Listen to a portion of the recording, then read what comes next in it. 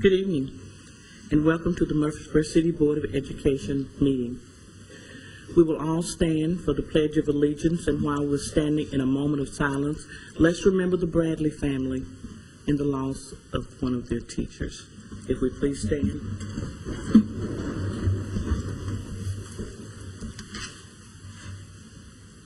I pledge allegiance to the flag of the United States of America and to the republic for which it stands, one nation, under God, indivisible, with liberty and justice for all.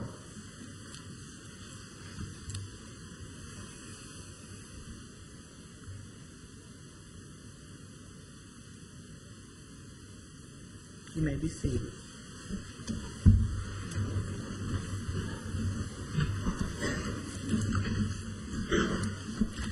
Good evening to all that's in attendance, and good evening to the board. We'll now ask for a motion for the approval of the agenda. So moved. Second. There's been a motion and a second to approve the agenda. All in favor, sign of aye. Aye. Thank you. Dr. Gilbert, Communications. Thank you. Congratulations to our board member Nancy Phillips and Murph, because Murph has been named the spokes bunny for the Murfreesboro Half Marathon Run, and that run will be held on October 16th, and the run has actually been named in his honor as Murph's Fun Run. So congratulations. Please let Murph know how proud we are of Murph. I'll pass that. Thank you so much. Would also like to congratulate board member Nancy Duggan, who received her Level 1, Level 2, and Level 3 boardmanship pins at TSBA's district meeting that was held on September 23rd. It was very nice to hear your name called so many times.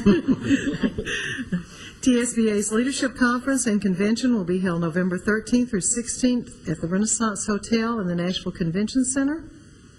And all of you, I'm sure, are aware that all of our schools participated in Read to Succeed's Reading in the Schools Day that was held on September the 17th.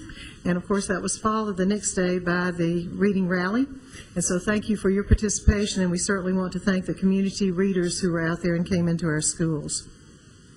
Congratulations to John Pittard, teacher, Miss Ashley Stone, who will present at the Middle Tennessee Writing Project's 2010 Fall Writing Conference on the topic Writing in the Social Studies Classroom. And thanks to Restoration Fellowship Church for their donation of backpacks, and to the Las Casas Kroger for their donation of school supplies to John Pittard Elementary students.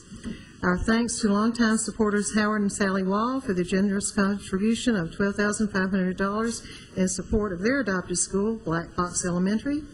And thanks to Progressive Baptist Church and Pastor James Mooney for their donation of school supplies to Mitchell Nelson Elementary.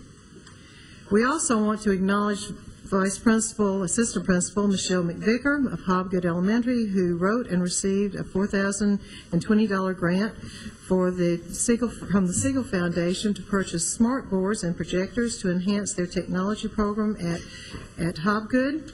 And we want to introduce our new system employees. And so as I call their names, I'd like for them please to come to the podium. And I'm going to ask them to tell just a little bit about what they do. And then also I'm going to ask a couple of our principals to talk about them too. Stephanie Stavanoga, who is a behavioral specialist. Stephanie's a real blessing to this school district. She had been on contract and was hired this year full-time. And Stephanie, would you just share just a little bit about what your job responsibilities are?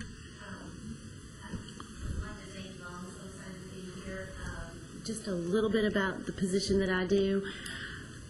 In all 13, well, all the schools and then the satellite preschools as well. It's an ever-changing position, and the needs are a little bit different from school to school.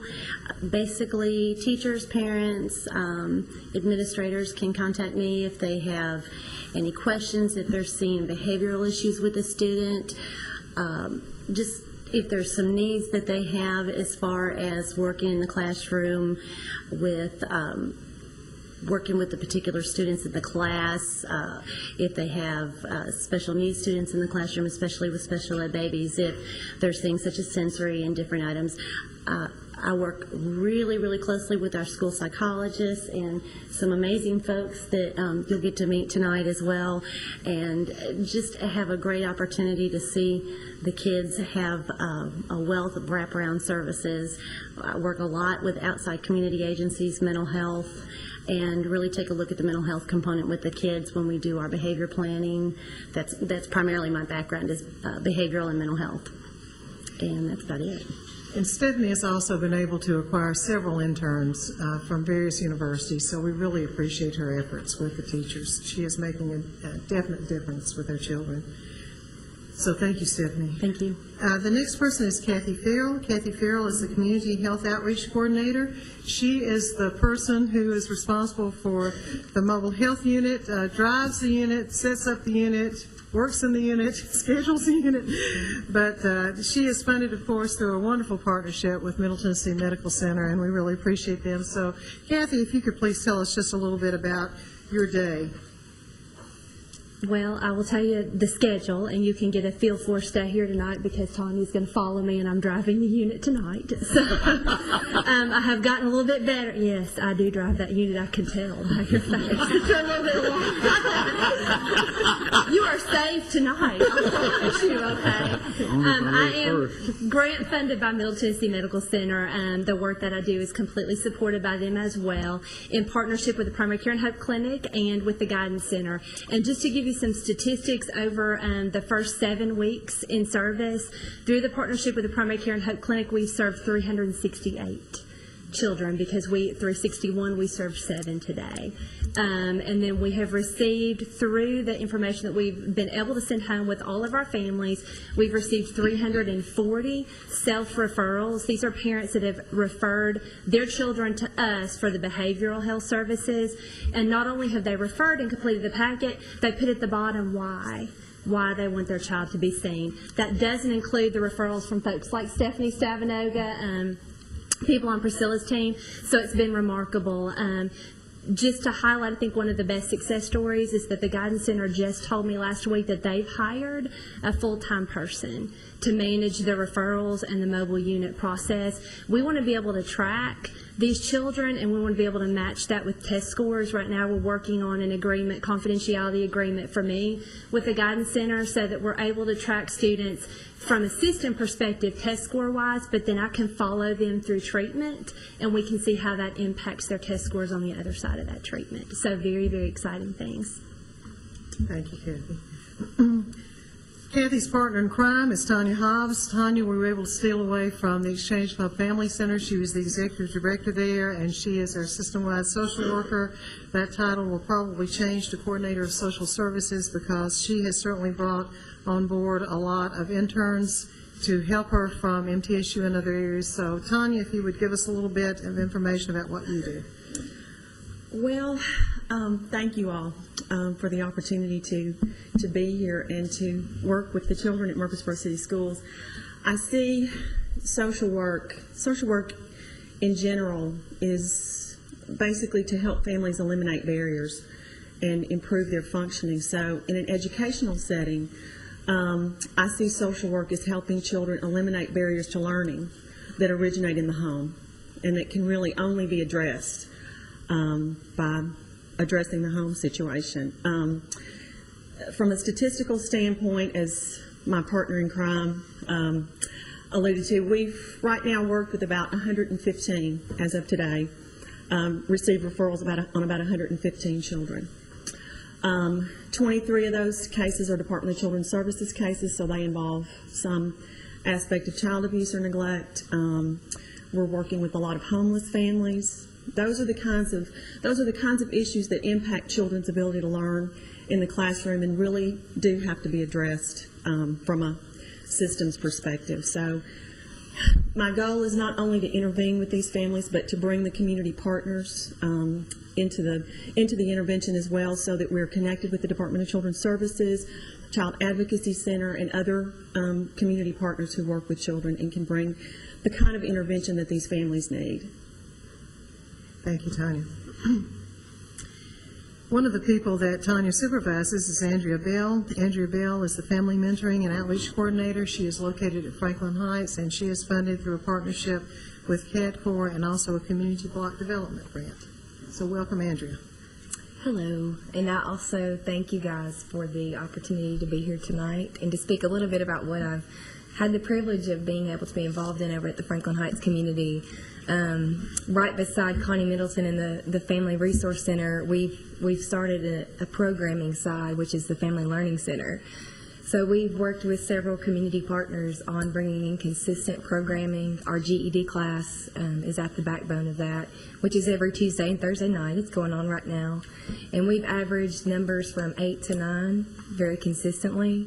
So several families are taking advantage of that free opportunity to pursue a higher education level, as well as we've worked with some churches to provide childcare, which eliminates barriers to them pursuing that service. And on Mondays, we have a budgeting class, a financial class for the parents, and then in the evenings, we have one that targets the youth to try to teach them better money management skills. And then on Wednesdays, we've partnered with the Guidance Center to provide a positive parenting action group. Also in conjunction with our GED classes, every second and fourth Tuesday, we have the Project Pass, which is preparing adults for self-sufficiency, a United Way initiative that prepares families or parents for job readiness, job interviewing, resume building. So a lot of our families are engaged in those activities, and our main goal is to try to break those cycles of generational poverty. So through each relationship, that's what we're trying to work towards, to get them engaged in our programs and enable them to have goals and to pursue them. Thank you so much. Two really important partners there, Rutherford County Schools providing the GED programs at Franklin Heights and also at Patterson Park. And we will begin English programs in Northfield, and Hobgood, as a result of a partnership with them, Read to Succeed, is working with us at Bradley with partnership for English for ELL parents. And also another important partner, New Vision Baptist Church, Michael Davis. They've actually hired a person, Michael, to be at Franklin Heights, and they are really working together with Andrea, so we really appreciate those partners. The last person that rounds out what we would call our outreach services is Maricela Tapia, and many of you know her because she had worked at Bradley. She now is our ELL family liaison, and so we certainly welcome you, Maricela, and if you would talk a little bit about what you have done since you've changed jobs, that would be great. Good evening. I'm very proud to say that I'm representing my Hispanic community in the education field. Part of my job responsibility is to provide that strong foundation for those new parents to help them to navigate the education foundation. And I'm very proud to say that every parent is so eager to learn, and they're so involved in every program that we are creating for them. At this point, we have the English classes at Bradley Academy, sponsored by Read to Succeed, and we have 42 Hispanic parents attending only at that school, eager to learn and be part of this community. At Bellwood, we have a large number of Hispanic students who every parent attends Mondays and Wednesdays to learn how to help the children, succeed. And I'm part of that progress. When they come, I introduce the tools that they need, the foundation that is required, and I teach them the language barrier is not an excuse to help their kids, even in their native language. So that's my job, that's my role, and I'm very proud to represent Murfreesboro City Schools with my Hispanic community. Thank you, Marcella. I asked Chad Fletcher to attend tonight to talk with you a little bit about and to share with the public a little bit about what it is meant to have these folks to help with supporting what we are trying to do in Murfreesboro City Schools as far as addressing the whole child. And I asked him because he has experienced these services in many different areas, but I will leave that to him to tell. So, Chad, we welcome you. Well, thank you. It is an honor to be here to share with you just a little bit about these fine folks that you have just met that I've had the opportunity to work with. As you all know, our mission in our school system is to assure academic and personal success for each child. And really to be able to make that mission a reality, we have a good understanding that we have a responsibility to really work very diligently to help the whole child. Not just the child that we see from 7:30 to 2:30, But the things that that child may experience before school, may experience after school, health concerns that that family may have, social needs that the family may have, and it's really been a tremendous blessing to us to be able to have people that have been very, very responsive to us as we have identified needs with children, to be able to work with a group of folks and say, can you help us? In the past, we didn't exactly know what to do. Now we have a team that's very dynamic, very responsive, very professional, that's able to give us some direction and, more importantly, provide very, very good help for our students. And so it's a tremendous thing for us. Kathy and I, we get to see her a couple of times a week. She pulls that big old mobile health unit right up on our campus. I hide in my office till she's done parking. I'm only joking. She is quite a good driver. Anyway, no, she does a fine job, and she has seen just a number of our students that I'm afraid without these services would not have had the access to either the health care or the mental health care that they very, very well need. Thank you. Thanks, Chad. As I shared with the board previously, we really have spent several months building that support system as we worked with our principals and worked with their teachers. But we have taken a very definite turn now since we have those in place, and are very focused intentionally on instruction. And so when you look at the instructional team that we have put together, you'll find that the numbers are really the same that they were 10 years ago when I was with instruction, and then when Dr. Butcher was also there. But I think that we have taken a look at this instructional team really with taking a look at what their qualities are, what they bring to the table. Each is very diverse, each with their unique responsibilities, but they are working together as a team. The first person I'd like to introduce is Dr. Carissa Brooks, who is the coordinator of reading and instructional interventions, and she has been working to develop interventions, working very closely with her principals and also our interventionists. So, Carissa, if you could please talk a little bit about what your responsibilities are, that would be great. Sure. At this point, we've identified all the children in all schools that are at risk in reading, and we're working closely with the academic interventionists, which are formerly the literacy coaches, and they are doing small group instruction with those children and using very effective research-based reading instruction. At the same time, we're working hard to train all teachers in research-based reading instruction in the classroom. So they're receiving training in the foundation of reading, and then we'll get to actual activities that they'll be doing in the classroom. Thanks, Carissa. Crystal Ferris is our coordinator of federal projects and school support services, and I'm going to let her share what her responsibilities are, but one of her primary responsibilities is truancy. This position, I mentioned to you that we needed because of what we thought we would see with Race to the Top, and indeed that has come true because we received last week, or maybe the first of this week, that we have no, it was last week, we have a report due this week, so interesting the turnaround time. But Crystal, if you would share just a little bit about what you're doing. Well, coordinator of federal projects, that's a deep and wide subject all by itself, so we won't dig too deep into that tonight. Race to the Top, I am working closely with that, mainly helping with the reporting and the paperwork. That's something that we're learning as we're going. I think if y'all are well aware of how that's rolled out from the state, so we're doing our very best there. The other school support services that fall under that are truancy, student records, the homeless liaison, and parent complaints for the district. Our truancy, we did find that the principals, they needed help as far as, especially with our students who were very mobile, going from one school to the next. We tended to lose them, and we would start all over that process, and so I'm helping to keep that in check, and that's a process that's growing and changing as we go, but I'm here to support and help the principals and the guidance counselors as they need me.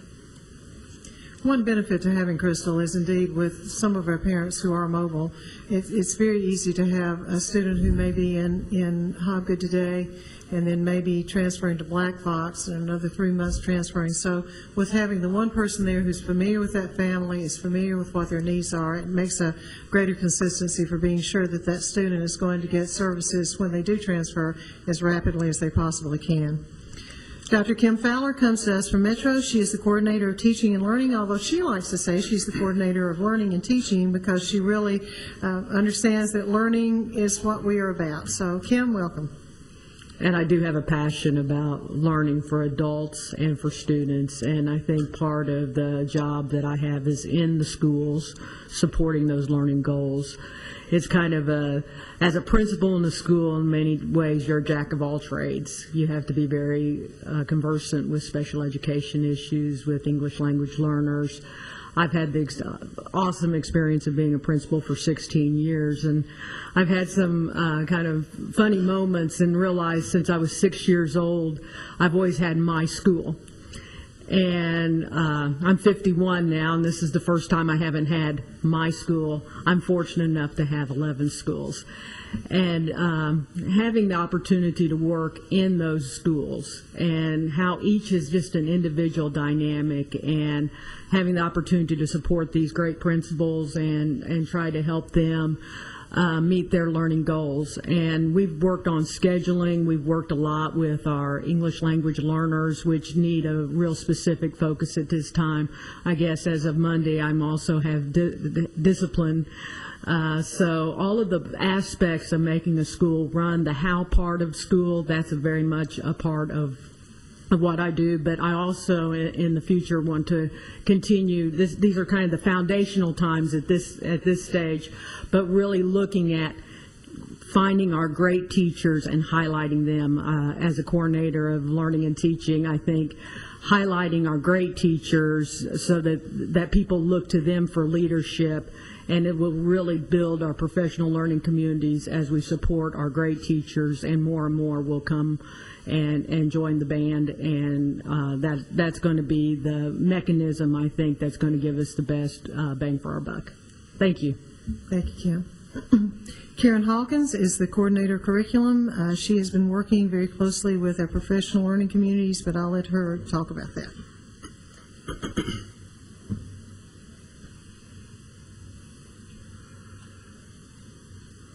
Well, Kim says that she talks about the how. Well, curriculum is really the what. And as you can imagine, when your job is curriculum, you interface with all of the other pieces of the instructional department. And this year, we've been working with the schools, and they're all working in professional learning communities. For the most part, those are grade level communities in their building, and they're looking at their math standards. And they're really looking at the math standards and making decisions about what is the most important concepts that we need to teach, and what does the curriculum look like for Murfreesboro City Schools. And so when those building level teams meet, they make decisions at the building level and then bring them into the district level. And then we come to a consensus as a district. What do we feel like is important for our students to know and be able to do? And also, what does that sequence look like? Because we want to make sure that when students do move from one building to the other, that we don't have gaps in their learning, and that we make sure that we're teaching those standards to mastery before we move on to the next standards. So isolating the most important and the most valuable pieces of the curriculum is a really important part. Another thing that I will be working with is instructional technology, and working with developing the intranet, and making sure that we're very intentional about the way technology and curriculum and teaching and learning and all of those pieces work together. And that's another piece of the puzzle for me as well. I'm glad to be here and glad to be supporting the students in this district. Thank you, Karen. The last team member is Michelle Hummel. She is the one with most experience in Murfreesboro City. You'll notice that Kim mentioned that she had 11 schools. That's because the 12th school is the one that Michelle has been working very closely with, and that would be Bellwood. But Michelle, we welcome you, and as you know, Michelle is going to be with us a little while longer, and then she's probably going to take a little bit of a break to have twin girls, but we're just delighted that she's here. My position is very multifaceted. As Dr. Gilbert was saying, I do work with our preschool quite extensively. I have the honor of working with the teachers and the principal and assistant principal and Head Start, just providing support and helping them do what is best for kids and helping them get ready for learning and ready for kindergarten and school. That's one of probably my favorite parts of my position, but I do have other things that all kind of play together to really make my job exciting. I get to work as the testing coordinator for the system, and as you're all, I'm sure, very aware, with all the changes that the state has set down through testing, it's been an interesting 7-8 months just trying to navigate through that and help support our principals and our teachers and our school testing coordinators as they're learning the ropes with all those changes. I'm also the textbook coordinator for the system. We're getting ready to do our math adoption, textbook adoption. So as our PLCs are working closely trying to figure out how to navigate their way through the math standards, I come in helping our teachers decide what textbook is going to best meet the needs of our students and teachers. I also work with our homebound and homeschool, which is a small portion of my job, not nearly as big as the others. And I think that might take care of what I do. For now. For now. It's an ever-changing job, and it's a wonderful position, and I love it in every aspect of it. But I'd have to say that my favorite part is getting to spend time in that preschool, working with those little ones. And I also do work with our 1st through 3rd year teachers, so I get a chance to spend quite a lot of time in each of our schools working with those new teachers and helping them make the adjustment into the teaching profession or into Murfreesboro City Schools. Thank you, Michelle. I'm going to ask Robin Newell to come forward to just give you an overall picture of what we are doing in instruction. And I think it's important that you understand that we know exactly where we're headed and we know exactly how we're getting there. So, Robin, if you would come forward, please. Thank you. It's good to see everybody tonight. I have talked to Dr. Gilbert several times since she's been here about the noise I hear in my head since she got to the district. It's a clicking noise, and it's an okay thing. It's a good clicking noise. She's talked to you before about the upside down triangle, that she's at the bottom supporting the central office who supports the schools, which is where I come into play. And the learning that we've done in principals meetings has been so powerful. I have this note that I've kept in my makeup drawer because one day I was putting on my makeup and it started that sound, click, click, click. We've had Dr. Aker from MTSU, who's been such a blessing, and he's right here in our backyard, and so we think that's, everybody would have access to him, but that's not true. People that I know that teach around the country are quite jealous that we have him talking to us about professional learning communities. We've had Colleen Goss come in and talk to us about how to dig deeper into the data, not just look at the numbers, but what does that mean. We've had Jackie Johnson come to talk to us about poverty training and understanding families that come from poverty. We've attended the leadership conference where we talked about building relationships in the community. We've had Vincent Windrow, who was a wonderful speaker, who talked to us about setting goals, not just for ourselves, but for our schools and our community. We had Caitlin Harrell come to speak to us at a principals meeting one time, who shared a very personal story about how she grew up with in a very abusive household, and how she had told teachers that and no one had listened to her because she didn't look the part, and how we needed to really pay attention to children. And then you've heard all of these fabulous people who talk about what they do for our children. So they are supporting our children. And I think about the learning that we've done in principals meetings, and then all of these people who've come in to help our children, and it just clicks into place. Everything clicks into place. And so I hope that you can see how we feel like we have this cradle of support for our children, that we're not just addressing their academic needs, which is a huge portion of what we do, but we can address their academic needs if we don't pay attention to the social, emotional, behavioral needs. The social worker has been a longed-for position that we're so thankful to have, and you see how many referrals she has. The need was there. The mobile health unit is at the primary school once or twice a month as well. And children can come there, families can come there, not just primary, children that go to the primary school, but all of our Murfreesboro City schools. But they help with behavioral issues and then also uncover medical issues that we might not have discovered when children just go in to get their shots for school. There might be some things that affect them academically. I could go on and on. The new folks in the instruction department have specialized expertise that we can go to. And they are all part of that triangle that help us cradle and support those children. And I want you to know how thankful we are, how blessed we feel, and that you understand that we are working together to create that guaranteed and viable curriculum for children and help that whole child. It's not just, a phrase that we threw out. That's all the little puzzle pieces are clicking together. Click, click, click. Thank you. Thanks, Robert.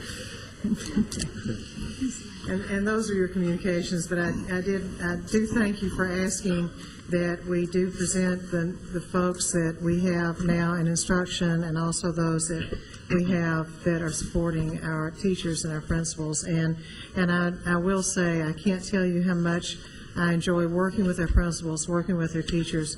We are now in the meat of instruction. It's a very tough time because we are having to dig in and find answers within ourselves, which is exactly what we have to do.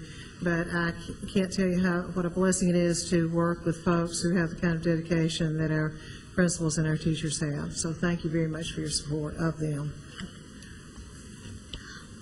And Dr. Gilbert, I'd like to share, and with all of our great folks out there, that it's so very encouraging to hear these professionals from so many varied and different fields coming together to help our children, help them in the classroom and as whole beings. And I'm just so excited to see you all here and have you be a part of Murfreesboro City Schools. Thank you. Let's give them a round of applause.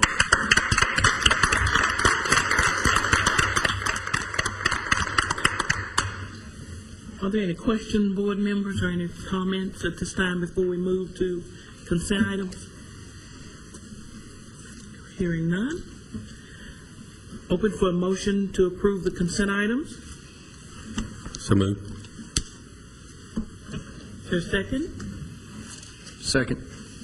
There's been a motion and a second to approve our consent items. All in favor, sign of aye. Aye. Thank you. The SAFE Act public hearing.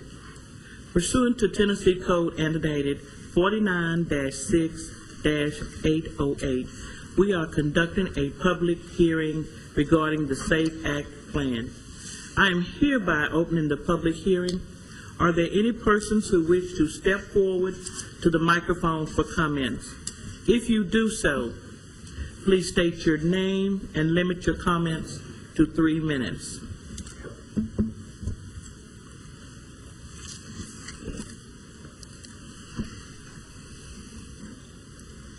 Well, seeing none, the public hearing is hereby closed. Now moving on to our action items. The first action item that you have is board adoption of the SAVE Act, and we are asking that you do this so that we can go ahead and submit this to the state. Subsequent to your approval, of course, we will have training in our schools based on this act, but we are asking for your adoption of that act tonight. Are there any questions before we ask for a motion for the approval? Is there a motion for the approval? So moved. Is there a second? Second.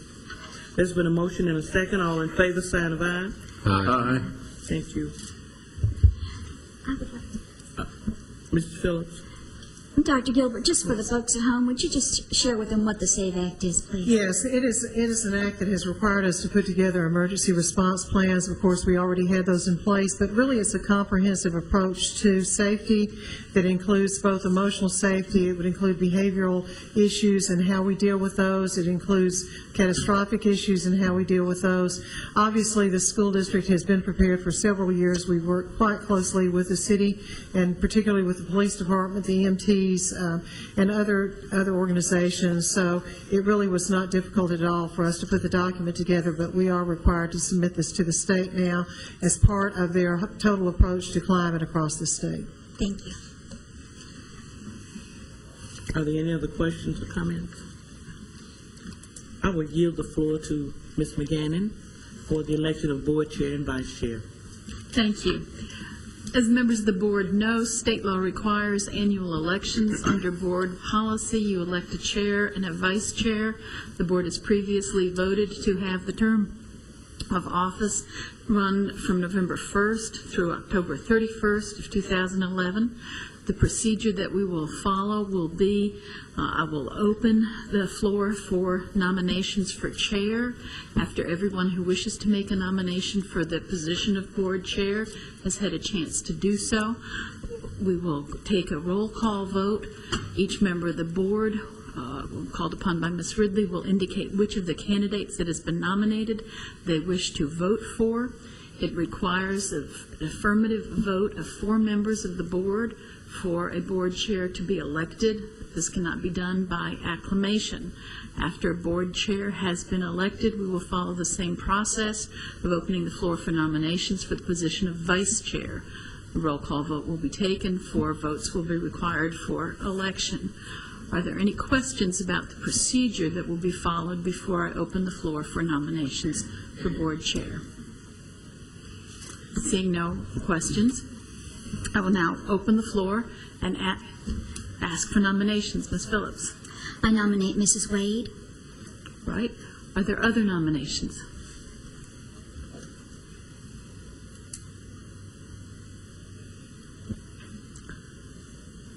Right. I hear no other nominations. I'm about to close the nominations. I will now close the nominations. Because state law does require 4 affirmative votes, I will still ask for a roll call vote. Ms. Ridley. Yes. Mr. Campbell? Yes. Ms. Duggan? Yes. Ms. Phillips? Aye. Mr. Lanier? Aye. Ms. Wade? Yes. Okay, thank you. Ms. Wade is announced as the board chair for the term beginning November 1st. I will now ask for nominations for the position of vice chair. I'd like to nominate Miss Nancy Duggan. Are there other nominations? That was mine. Okay. Are there other nominations? Hearing none, I'll declare the nominations closed and ask Ms. Ridley to take the vote. Dr. Butler? Yes. Mr. Campbell? Yes, ma'am. Ms. Duggan? Yes. Ms. Phillips? Aye. Mr. Lanier? Aye. Ms. Wade? Yes. I declare Ms. Duggan announced as the elected, as the vice chair. Congratulations to you both.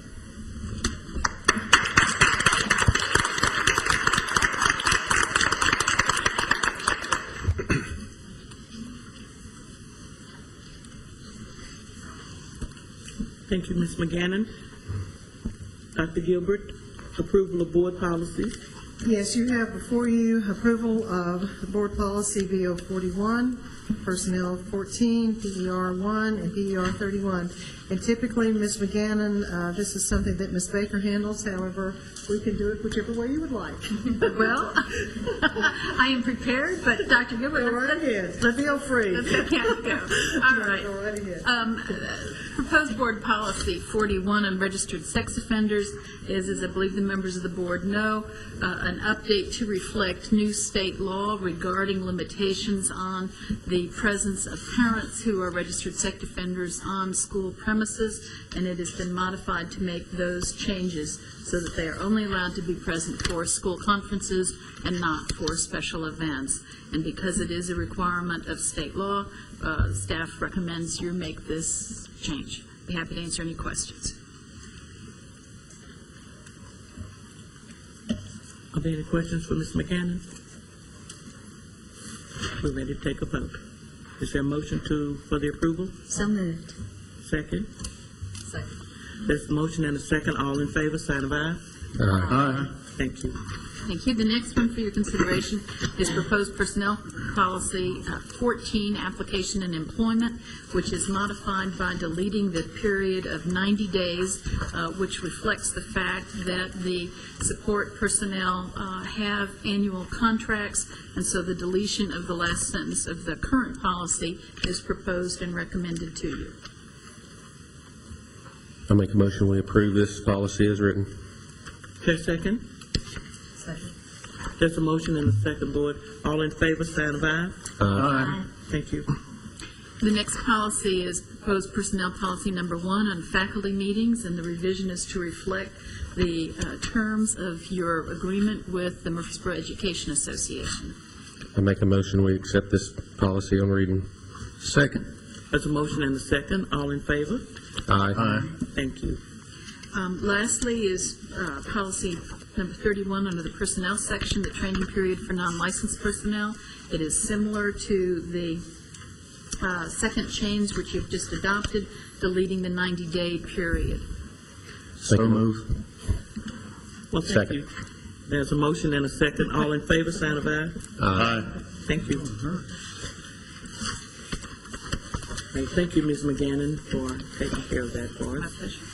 Dr. Gilbert, item D.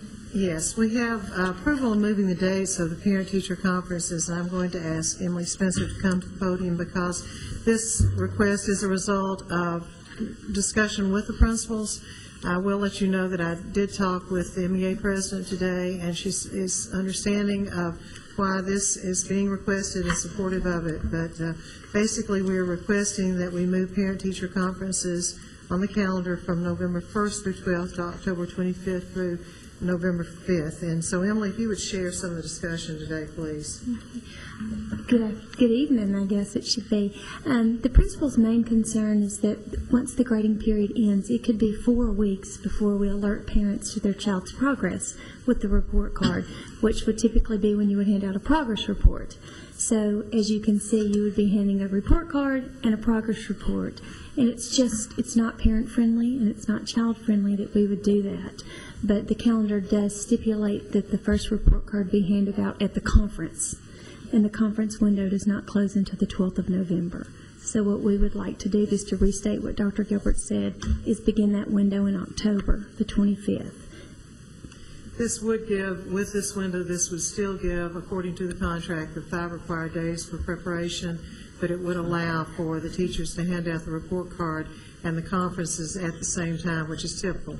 I think this is really important for that first communication between parent and teacher, particularly for our kindergarten students who may be coming in. I think just that sitting down together and sharing the information on the report card is much more valuable than just having the report card appear at the house. So that is the reason for that request, and it's a very reasonable request. But we do need for you to approve that. We probably also need to include a statement that our kindergarten report card has changed.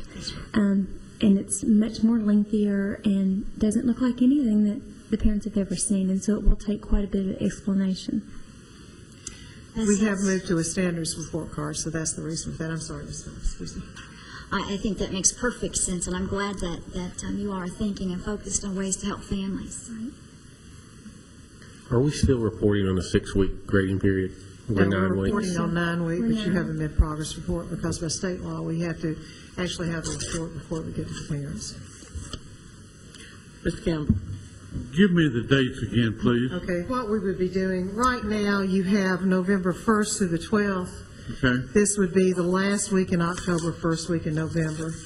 But by moving it up just that period of time, it does allow, because the grading period itself actually ends on October 15th. So if we kept the calendar as it is now, it could ostensibly be from October 15th all the way to November 12th before we would have those parents having that report card in their hand, sitting down with those conferences. But so by doing this, it allows a much closer period of time to when that grading period ends, and also allows that report card to go home with the parent at the conference.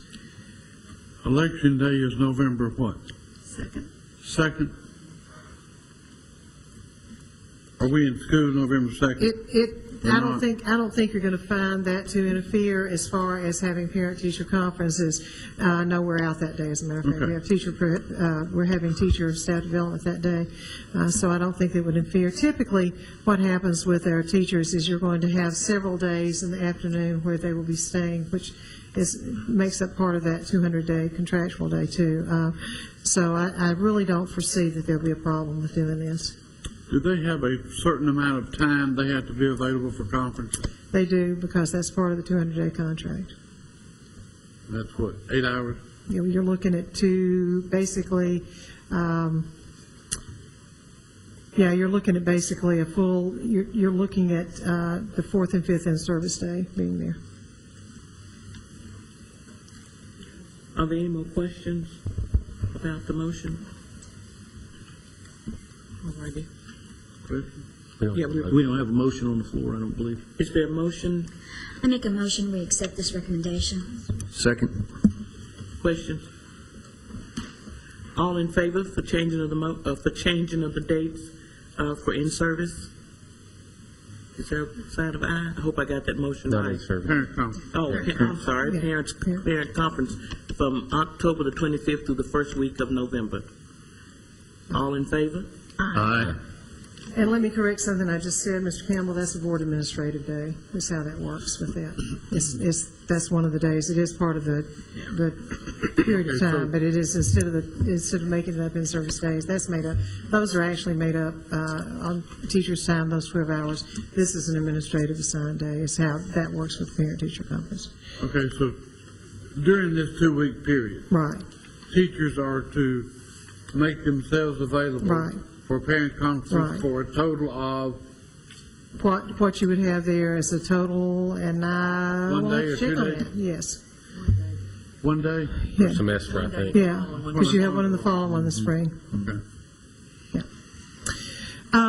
Reports and information, I thought it might be good for you to have a report on the first half day of professional developments, and since this was an early dismissal day, and one of the things that we had discussed about this is the fact that we wanted to make sure that it was productive. So I have a couple of people that I would like to address. The first is June Fuqua, who's an educational assistant in Northfield, and the reason that I thought it might be important for you to hear her is that this was a day in which we had training for our educational assistants in addition to our teachers. So June, if you would step forward, please, and talk a little bit about what you did that day and whether you felt it was and please be honest, whether you felt it was a worthwhile day or not a worthwhile day, because I think it's important for the board and the community to hear that. Thank you, Dr. Gilbert. We had a fun time that day learning hands-on with phonics. We would like to thank our presenter, Judith. She kept us going, and we learned with a lot of laughter and fun, and it was really a good day. We learned simple ways working with phonics, making it easier for us to teach and for the boys and girls to learn to read and to spell, and that's very important. And we'd like to thank Dr. Gilbert also for those encouraging words, and she was with us that day. And one of the things I like as an EA, every day is a gift when you work with children, and to have the opportunity to have these workshops and helps us learn more is just that much more that we can help the children, and that's what we're there for, to help the teachers, support them, and to work with the children. Thank you. Thank you, June, and it was a pleasure to be with them. Judith Olaf is a phenomenal teacher, and she was working with EAs and talking with them about phonics, talking with them how they can use the manipulatives with phonics, so enjoyed being with them. The other person that I'm going to ask to present is Emily Spencer, and I would like for her to talk from a principal's perspective about what she saw that was beneficial for that day and also any improvements that we need to make. Okay. Just to echo what you just heard, we had a great time as well at Siegel. One of the most meaningful things we were able to do was spend an extended amount of time together and allow all of the teachers to have a voice. And as you know, when you have a voice, it empowers you to do things and to be part of something. And I really believe in Murfreesboro we're moving in very exciting ways, but ways that take clarification among stakeholders. And we were able to do that, and to do it at a pace that allowed people to be comfortable and to share their voice and to share their ideas. It also allowed our teachers to see that we have so many solutions to things that are going on in our own building, that we don't always have to look outside for the answer, that we have it inside, sitting right next to you a lot of times. And so I think it was a very meaningful day, especially I can say and speak for Siegel. I think it will get better because we had to work out a few kinks, as you know, with anything, with dismissal and shuttling people around. But all in all, I think it was very successful. Do you have any questions for Ms. Spencer about the day? No questions, ma'am. Phillips. I see 3 amazing ladies back there that I know love children and work hard for children every day. We are so fortunate in our EAs, and I'm glad our professional development includes these amazing ladies and helpers, not just those from Northfield, but those throughout our system. And I'm really glad that you're doing that.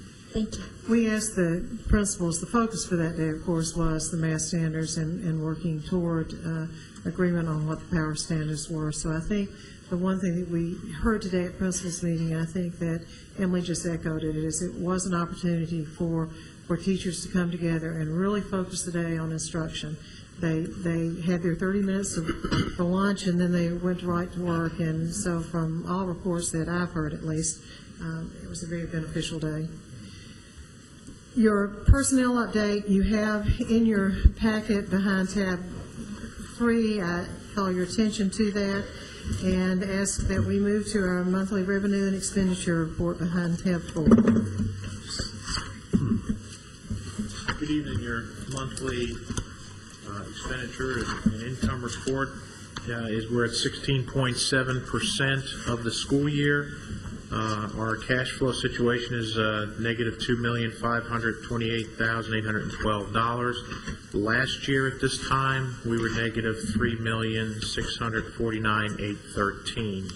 So our cash flow has improved at this point of the year. As you know, we always experience cash flow issues between now and the time the sales tax and property tax revenues come in.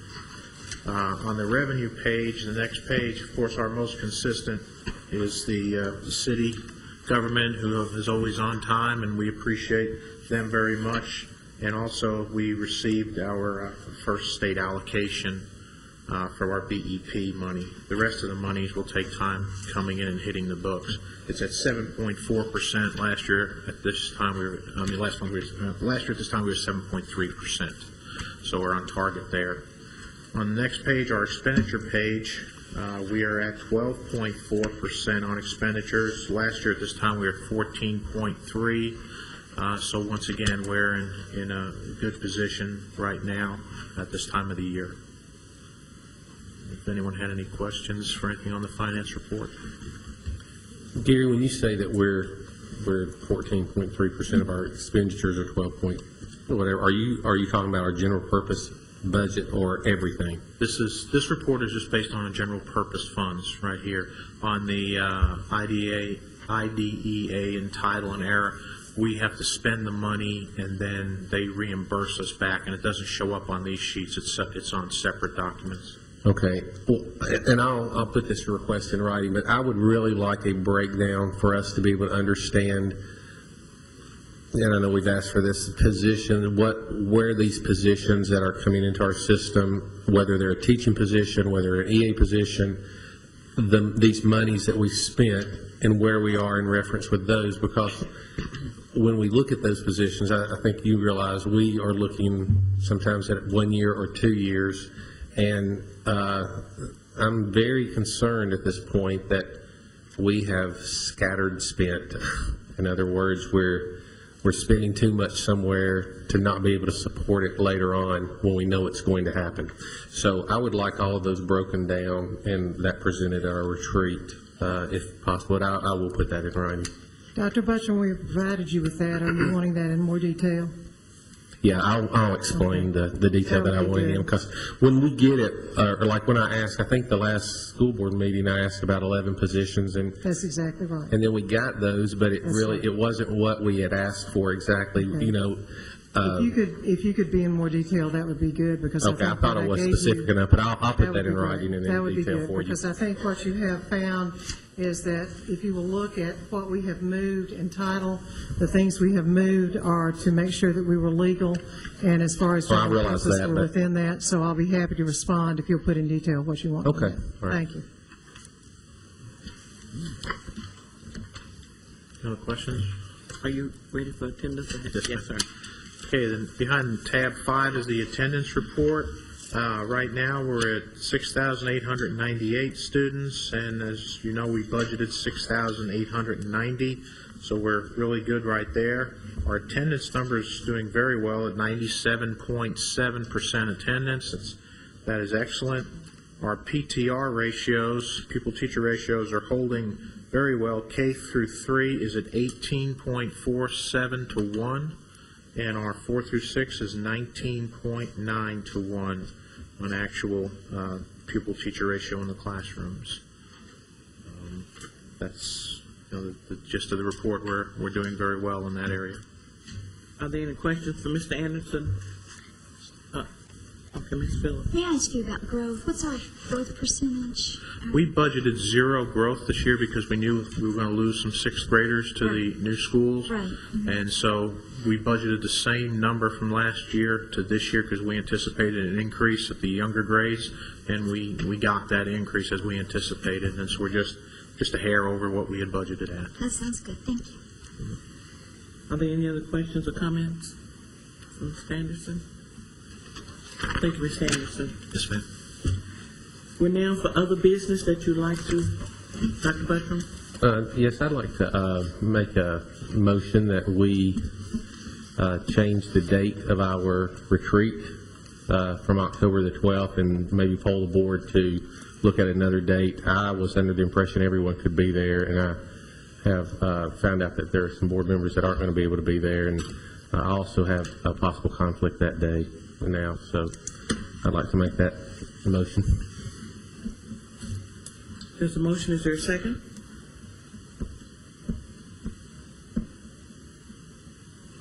I'll second it. Questions?